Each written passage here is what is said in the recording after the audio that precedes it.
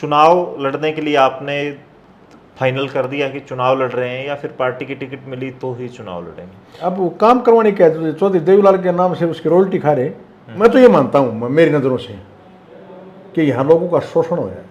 लोकतंत्र में हर आदमी का अपना अधिकार होता है, टिकट मांगने का भी और चुनाव लड़ने का भी।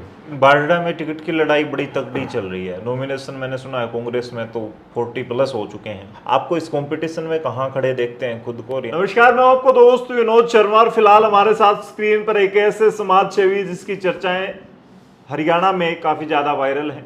चरखी दादरी जिले के बारडा विधानसभा में काफ़ी ज़्यादा वो चर्चाओं में है, क्योंकि सोमवीर खसोला एक ऐसा नाम है जिसने स्वास्थ्य से लेकर कई ऐसी जो दिशाएं हैं जहां पर समाज सेवा के रूप में काम, समाज सेवी के रूप में काम किया है, और समाज सेवा करते करते वो राजनीति के डगर पर चल पड़े हैं।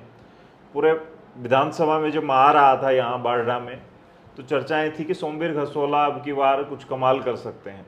वो क्या कुछ कमाल है, और कांग्रेस में कुछ दिन पहले ही शामिल हुए हैं, तो इनसे बात करेंगे, जानेंगे इनसे कि कांग्रेस का दामन क्यों थाम लिया, और समाज सेवी का चोला पहनकर राजनीति कर रहे हैं, या फिर राजनीति भी समाज सेवा की तरह ही देख रहे हैं।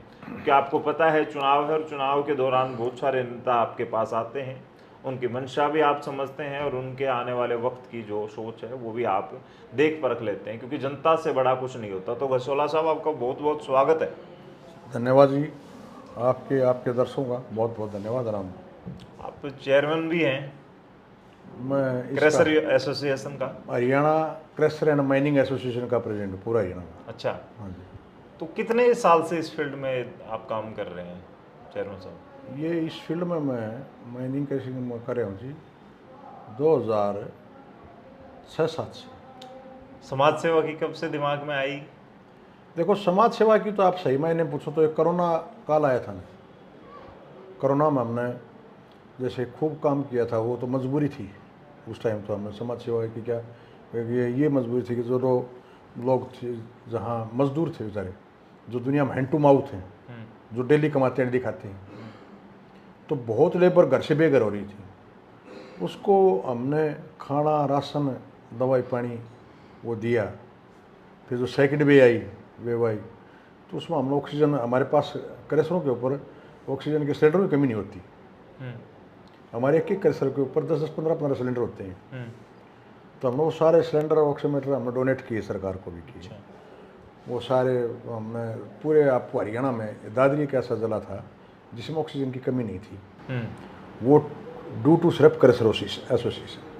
तो माइनिंग वाले यूँ हैं, कई बार देखो तकलीफ तो होती है, कई जगह हम खानक से कई बार निकलते हैं, दूर होती है, और उससे सांस लेने में मुश्किल भी होती है।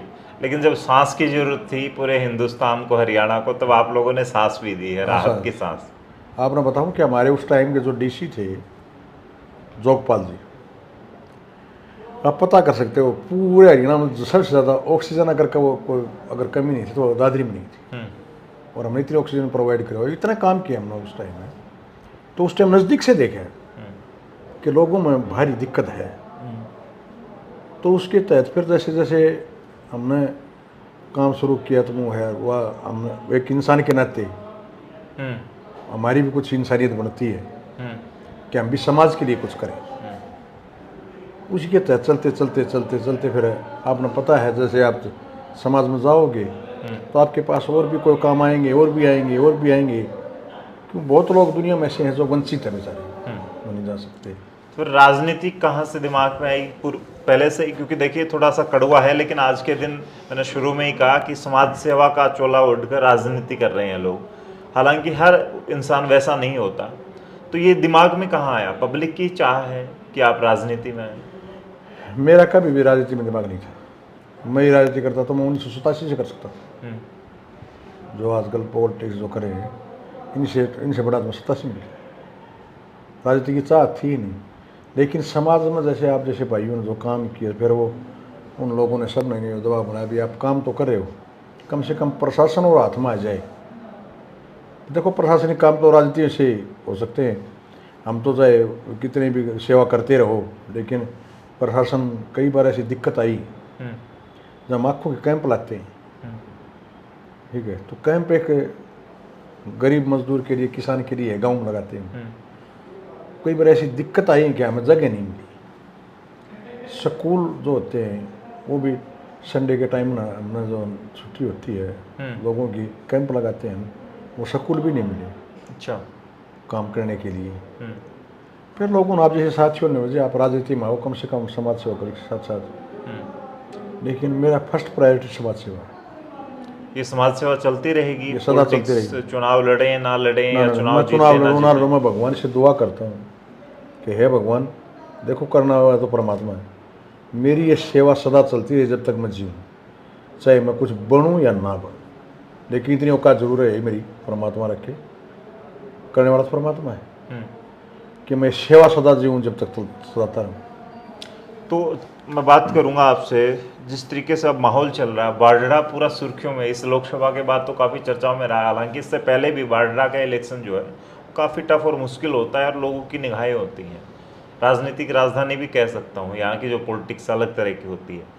आप इस दौरान समाज सेवा कर रहे होते हैं, राजनीति में चुनाव की चर्चाएं आपकी शुरू होती हैं और आपने कांग्रेस का दामन थाम लिया, हुड्डा साहब में विश्वास कर लिया। क्या वजह आपके, क्या दिमाग में आई कि कांग्रेस की सरकार बन रही है या हुड्डा साहब मजबूत है इस वजह से? देखो मैं एक बात कहूँ, देखो हर आदमी का अपना सोचने का तरीका होता है, क्या सोचता है वो क्या करता है। मैं उस बात में, सत्ता आती हैं जाती हैं, कई मुख्यमंत्री बने हैं और आगे भी बनते रहेंगे, लेकिन मैं मेरा ज़िंदगी का आइकॉन, जैसे जो हम मानते हैं, हम जिस ज़िले में पैदा हुए हैं और जो हमने पढ़ा है और जो देखा है और जो नज़दीक से भी देखने का काम मिला, चौधरी बंसीलाल को मैं सिर्फ दो इस हरियाणा में जो यहाँ की गद्दी के मालिक हुए हैं, जो चौधरी बंसीलाल, स्वर्गीय चौधरी बंसीलाल या चौधरी भूपेंद्र सिंह हुड्डा, कि इन्होंने दोनों ने आम आदमी के लिए काम किया, जो सबसे पीछे वाली पंक्ति में बैठा था उसके लिए भी काम किया है। इसलिए मैं चौधरी भूपेंद्र सिंह हुड्डा को मानता हूँ। चौधरी बंसीलाल को मैंने खूब, चौधरी बंसीलाल के साथ जब हम काम किया, लेकिन राजनीति नहीं किया हमने, लेकिन उनके लिए काम किया हमने। लेकिन बाढ़ड़ा में टिकट की लड़ाई बड़ी तगड़ी चल रही है। नॉमिनेशन मैंने सुना है कांग्रेस में तो 40+ हो चुके हैं और लगातार जिसकी इच्छा होती है पोस्टर लग जाते हैं और फिर वो ताल ठोक देता है। आपको इस कंपटीशन में कहाँ खड़े देखते हैं खुद को, और यहाँ मुश्किल आपको लग रही है कि कांग्रेस में आगे बस बट मुश्किलें पीछे पड़ी हैं बहुत सारी? ऐसा कुछ नहीं होता। आप एक बात बताओ, देखो तो लोकतंत्र है, लोकतंत्र में हर आदमी का अपना अधिकार होता है, टिकट मांगने का भी और चुनाव लड़ने का भी। आप किसको मना कर सकते हो? नहीं कर सकते। लेकिन ये फैसला पब्लिक करती है। अब एक बात बताओ, आप जब मान लो कोई पार्टी टिकट ना दे और पब्लिक ने जिसको चुनाव लड़वाना है तो जितवाती भी है, बनाती भी है। आपके पड़ोस में ही देख लो, सोमवीर सांगवान पीछे एक सोमवीर एग्जाम्पल सांगवान जो टिकट कटी थी, लोगों ने बना दिया। तो मेन जो सब कुछ होती है वो जनता होती है। वो पार्टियों में टिकट मांगने वाले तो बहुत होते हैं। अब हो सकता है कई बार ऐसा भी होता है कि जैसे कोई सही आदमी होता है वो ग्राउंड में तक रह जाता है और ऊपर कोई जो जहाँ से पार्टियाँ टिकट बांटती हैं वहाँ तक पूछ किसी और की होती है, वो टिकट ले जाते हैं। लेकिन फैसला तो जनता ने करना है। आप ऐसा कोई चुनाव नहीं होता, लोकसभा के चुनाव अलग होते हैं, विधानसभा के चुनाव अलग होते हैं। आपको मैं याद दिला देता हूँ, सन 2009 में इसी बाढ़ड़ा विधानसभा क्षेत्र से श्रुति चौधरी 40,000 वोटों से जीते थे और कुछ दिन के बाद में विधानसभा चुनाव थे और उन्हीं के ताऊ चौधरी रणवीर सिंह महिंद्रा विधानसभा चुनाव हार गए थे। 2014 में इन लोगों के राव बहादुर सिंह बाढ़ड़ा विधानसभा से जीते थे, लेकिन एमएलए कौन बना? बीजेपी का बना, इन लोगों का नहीं बना। आप 2019 की बात कर रहे हो, चौधरी धर्मवीर सिंह कम से कम 30,000 बाढ़ड़ा जीते थे, वो बीजेपी का एमएलए नहीं बना, जजपा का एमएलए बना। ये चुनाव अलग है। तो बाढ़ड़ा का मूड अलग होता है। बाढ़ड़ा का मूड समझ में आया आपका? यहाँ की हाँ, जनता देखो मैं चाहती अपना है। बताऊँ, मैं एक बात जानता हूँ। मैं तो अब जैसे देखो, पहले तो कोई रिश्तेदारी है, कोई जानकारी है, किसी के प्रोग्राम में गाँव में चले गए आगे, लेकिन गहराई से गाँव में अब घुसा हूँ पिछले 2-3 साल से। मैं तो ये मानता हूँ मेरी नज़रों से कि यहाँ लोगों का शोषण हो है। आप देखोगे ना, बाढ़ड़ा में लोगों का शोषण हो गया ज़बरदस्त। बाहरी लोगों पर भरोसा भी कर लेते हैं यहाँ के लोग, बाहर वाले यहाँ उम्मीद के- रखते हैं कि अगर इलेक्शन लड़ना हरियाणा में तो बारडा में जाके लड़ दो। ऐसा है जी, आपको बताऊं कि गांव में जो आदमी बसता है, देखो शहर में तो कोई आदमी बसता है वो थोड़ा पढ़े लिखे भी हो जाता है, हर पे ज़्यादा एक्टिविटीज़ देखता है लोगों की, तो वो ज़्यादा उसमें सिस्टम आ जाते हैं। गांव के लोग भोले होते हैं और दिल के साफ होते हैं, इसलिए कोई भी इनको बका कि राजनीतिक दल है इनको ठग नहीं देता है। तो क्या बारडा आपकी बार बैंक में नहीं आएगा? नहीं आएगा, काफ़ी कुछ सीख रहे हैं लोग, अब जैसे जैसे सीखते जाएंगे। अब एक बात है, उन्हें टिकट मांगना तो सबका अधिकार है, चुनाव लड़ने का भी सबका अधिकार है और सब पार्टियों का है। अब तो लोग ये पूछने लग गए, कोई जाता है उनके पास तो वो सबसे पहले एक क्वेश्चन कर लेते हैं, भाई आपने समाज के लिए क्या किया है। आने वाले समय में राजनीति बदल जाएगी, आपको करना पड़ेगा, उसके बाद लोग आपके साथ, उसके बाद हम लोग आपके साथ हों। आपको लोगों को ये पहले आपको लोगों को विश्वास दिलाना पड़ेगा अगर मैं आपके लिए कुछ कर सकता हूँ। अच्छा, डिप्टी सीएम बन गए थे, उनकी मदर ने यहाँ से चुनाव लड़ा था, पीछे नैना चौटाला, काफ़ी ज़्यादा ये चुनाव बड़ा हॉट सीट था उस दौरान भी। उनके काम यहाँ पे ज़्यादा नज़र नहीं आते हैं। अभी भी मैं आ रहा था दादरी इस साइड, तो पानी भरा पड़ा था यहाँ लोअर चौक पे। हालात बड़े बुरे हैं, बारडा की बात करें, चरखी दादरी की बात करें, डिप्टी सीएम की माँ होते हुए भी ये हाल। देखो जी, आपने एक बताऊँ, ये हैं बड़े घर के आदमी। बड़े घर क्यों हैं कि चौधरी देवीलाल ने संघर्ष किया था, उन्हें पता था। अब वो काम करवाने क्या है, चौधरी देवीलाल के नाम से उसकी रॉयल्टी खा रहे, रॉयल्टी नहीं होती फिक्स, वो चलती रहती है, तो वो रॉयल्टी से खा रहे। खुद में तो खासियत पैदा करो ना, आप रॉयल्टी कितने दिन खाएंगे? तो अब की बार फिर रॉयल्टी के लिए आएंगे चौटाला परिवार ना, आप रॉयल्टी पूरा ही ना बंद होगी, कितने दिन तक चलाओगे आप यार? एक समय तो होता ही है, सब समझ जाते हैं, सब पब्लिक समझदा तो है ही। भावनात्मक है वो अलग बात है, आप भावना में लेके और बहका के वोट ले सकते हो, लेकिन समझ तो समझ में आती है, बात में सबको आती, किसको नहीं आती। चुनाव लड़ने के लिए आपने फाइनल कर दिया कि चुनाव लड़ रहे हैं, या फिर पार्टी की टिकट मिली तो ही चुनाव लड़ेंगे? पार्टी, देखो अब हम जिस पार्टी में हो गए, शामिल हो गए, पहले तो हम पार्टी में नहीं थे, जब हम पार्टी के लिए नहीं करे थे, जब हम पार्टी के लिए काम करें तो आप हमारा सबसे पहला ये है कि पार्टी के लिए काम, पार्टी का ये तो लड़ो। कोई ताकत झोंकने की या इस इलेक्शन से पहले कोई ऐसी रैली वगैरह कुछ? क्योंकि आजकल बहुत सारा ऐसा चल रहा है, वो ये सम्मेलन कर रहा है, फलाने ने ऐसी मजबूती पेश कर दी। ना, हमने पीछे 8 तारीख को चौधरी भूपेंद्र सिंह हुड्डा आया था दादरी में, रैली की थी बाकायदा, ज्वाइनिंग की थी तब आप? ज्वाइनिंग तो मैं कांग्रेस में तो था ही। कांग्रेस में हम ये था कि हम जब विकास पार्टी के साथ काम किया था, विकास पार्टी जब जिस दिन कांग्रेस में विलय हो गई थी उसी दिन हम कांग्रेस में विलय हो गए थे। हम तो कांग्रेस ही हैं ही, लेकिन हमने वो रैली करनी थी चौधरी भूपेंद्र सिंह हुड्डा की, लोकसभा में गया। हुड्डा साहब के पीछे इतना कैसे? खास करके बारडा में तो मैं देखता ही हूँ, बाहर भी जहाँ भी कांग्रेस है, पहले गुटबाजी ज़्यादा थी, अब वो थोड़ी थोड़ी कमज़ोर होने लगी है, क्योंकि किरण गुट था वो एक अलग चला गया, जो शैलजा का एसआर के गुट कहा जाता था। अब हुड्डा साहब काफ़ी हावी हो गए, कह सकते हैं कांग्रेस पे। ऐसा है, हुड्डा साहब शुरू से हैवी इंसान कोई नहीं होता, उसकी विचार होती।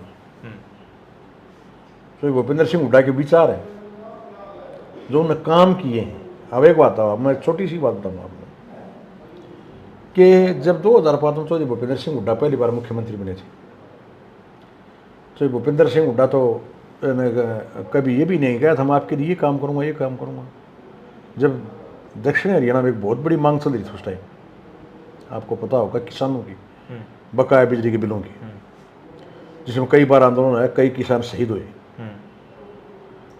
तो भूपेंद्र सिंह हुड्डा ने तो ये नहीं कहा था मैं माफ़ करूँगा, लेकिन 2005 में मुख्यमंत्री बनते ही सबसे पहले बिजली के बिल माफ़ किए किसानों के, और वो सबसे ज़्यादा फायदा दक्षिण हरियाणा से ज़्यादा बारडा को हुआ। लेकिन एक बात बताएं आप, और सुनो, किसान जो शहीद हुए उनको शहीद का दर्जा दिया गया और हर घर से नौकरी दी गई। लेकिन ये जो फ्री वाली या माफ़ी वाली नीति है, आप व्यापारी आदमी हैं, व्यापार में इस तरह से होने लगे, या फिर जैसे भी अगर किसी चीज़ का बेनिफिट हो ही ना और वो पब्लिक में जाता रहे, तो सरकार को लॉस नहीं होगा, प्रदेश को लॉस नहीं होगा? मैं बताता हूँ, नहीं होगा।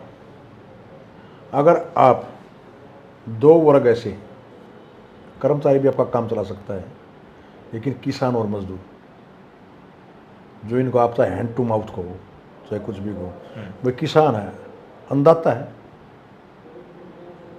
आप जैसे हम हैं, हम अपने क्रशों के काम करते हैं, माइनिंग के काम करते हैं, हम सारी कोई काम करते हैं उसकी कॉस्टिंग करके और उसके अपना प्रॉफिट जोड़ के फिर अगले को रेट देते हैं। किसान है, सारी मेहनत करता है, बीज फसल, सर्दी गर्मी बरसात आंधी, वो काम में लगा रहता है, उसका भाव तय कौन करता है?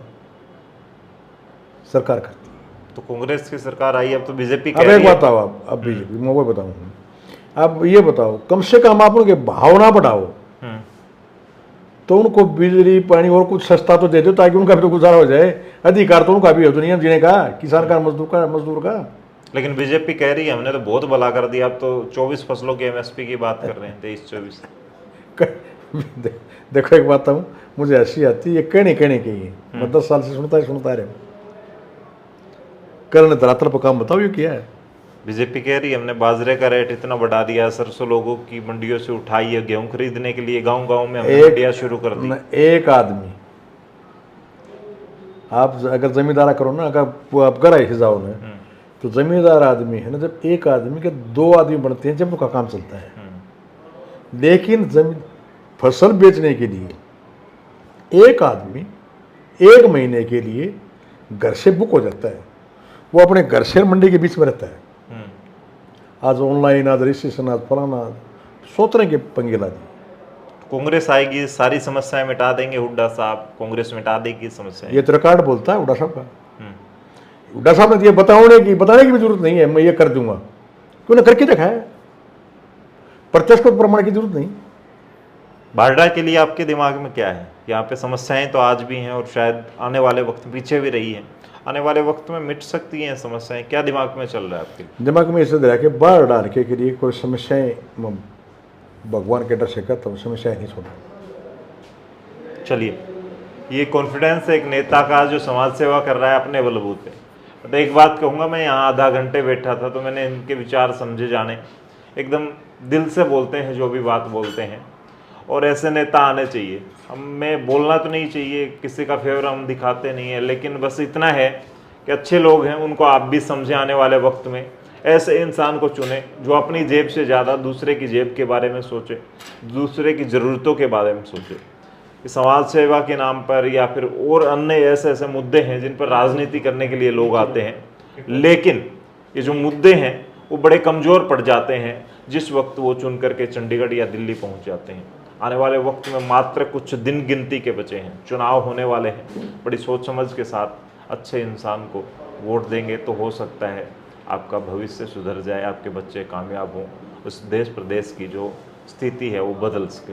इस वीडियो को शेयर कर दें। सोमवीर खसोला जैसे लोगों के आने से कितना मजबूत होगा यहाँ इस देश का राष्ट्र, इस देश का जो डेवलपमेंट है वो कितना हो सकता है, वो सारी बातें हैं आप कमेंट में लिखें। सोमवीर खसोला के बारे में कितना जानते हैं वो भी लिखें, और ऐसे समाज सेवी अगर होंगे तो क्या कुछ बदलाव हो सकते हैं, वो सारी बातें हैं कमेंट में लिखें। तब तक के लिए धन्यवाद। राम राम, जय हिंद।